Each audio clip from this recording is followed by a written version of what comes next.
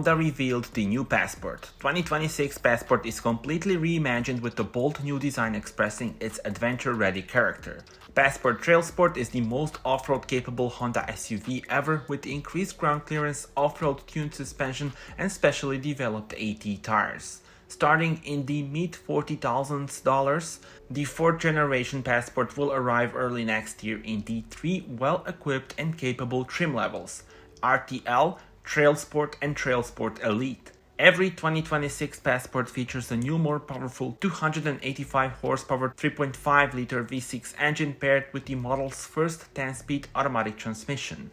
Refined and responsive, the new high-strength automatic transmission has been tuned exclusively for Passport. This is also the first Passport to get the 2nd generation of the Honda torque vectoring iVTM4 all-wheel drive system, which features a stronger rear drive unit with 40% more torque capacity and 30% faster response, optimizing traction in all driving scenarios, especially slick and off-road conditions.